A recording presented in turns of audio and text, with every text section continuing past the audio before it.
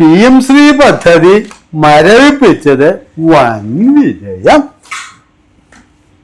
ഇതൊക്കെ ഒരു ഇരുട്ടുകൊണ്ട് ഓട്ട അടയ്ക്കലല്ലേ ഹാജിയാരെ? ഘടകകക്ഷികളുടെ ഒരു ഗതികേട്. ഞങ്ങൾ ഒരിക്കലും ഘടകകക്ഷികളെ വഞ്ചിക്കില്ല അന്തോണി മാഷേ. എന്ത് സുന്ദരമായ നുണ. അതിപ്പോ നമ്മുടെ കേന്ദ്രനുമായി MOU ഒപ്പിട്ട ശേഷം ഇത് മരവിപ്പിച്ചു എന്ന് പറയുന്നത് ശുദ്ധ തട്ടിപ്പല്ലേ ഹാജിയാരെ? ഇന്ത്യയിലെ 3 സംസ്ഥാനങ്ങൾ ഒഴിച്ച് മറ്റെല്ലാ സംസ്ഥാനങ്ങളും PM-ശ്രീ പദ്ധതി നടപ്പാക്കാൻ ഒരുങ്ങുമ്പോ നിങ്ങളുടെ പാർട്ടിക്ക് മാത്രം എന്താ ഇത്ര വിമിഷ്ടം രാജാരെ? നിങ്ങൾക്ക് അതിന്റെ ഗുട്ടൻസ് മനസ്സിലാവാഞ്ഞിട്ട. ഒരു ഗുട്ടൻസും ഇല്ല. വെറുതെ പുരോഗമനം പറഞ്ഞ് ഈ പാവങ്ങളെ എന്തിനാ ആചാര്യ ഇങ്ങനെ പറ്റിക്കണത്? എന്തു പുരോഗമനം? നിങ്ങളുടെ പാർട്ടിക്കാരെ പറഞ്ഞു പറ്റിക്കലല്ലേ ഹാജിയാരെ? നിങ്ങളുടെ വലിയ നേതാക്കൾ വരെ ജ്യോത്സ്യന്മാരുടെ വീട്ടിൽ പോയി കുത്തിയിരിപ്പാ.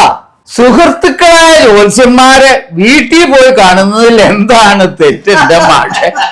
അതൊരു സൗഹൃദ സന്ദർശനം മാത്രം. കല്ല് വെച്ച നുണ പറയില്ല എന്റെ ആചാരേ. അടുത്ത തവണയും ഭരണം കിട്ടുമോന്നറിയാൻ വേണ്ടി പോയതാവൂല്ലേ ആചാരേ? അതൊക്കെ ഞങ്ങളുടെ ശത്രുക്കള് മനഃപൂർവ്വം പറഞ്ഞുണ്ടാക്കുന്നതാ അന്തോണി മാഷേ.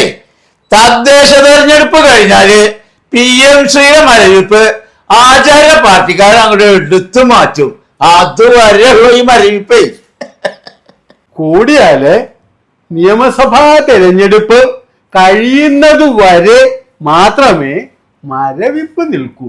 വിദ്യാഭ്യാസ വകുപ്പ് നടത്തി കൊണ്ടുപോണെങ്കിൽ പണം വേണ്ടേ? പണം ഇല്ലാണ്ട് ഈ നാട്ടിൽ എന്തെങ്കിലും കാര്യം നടക്കുക എന്റെ പൊന്ന് തിരുമേനി? നാണം കെട്ടും പണം നേടിക്കൊണ്ടാൽ നാണക്കേടാ പണം മാറ്റിക്കൊള്ളും എന്ന പഴഞ്ചൊല്ല് ഓർമ്മയുണ്ടോ തിരുമേനി? ശിവ ശിവ, ഓർമ്മയുണ്ട് ഓർമ്മയുണ്ട് ഓർമ്മയുണ്ട് ഭാഷേ.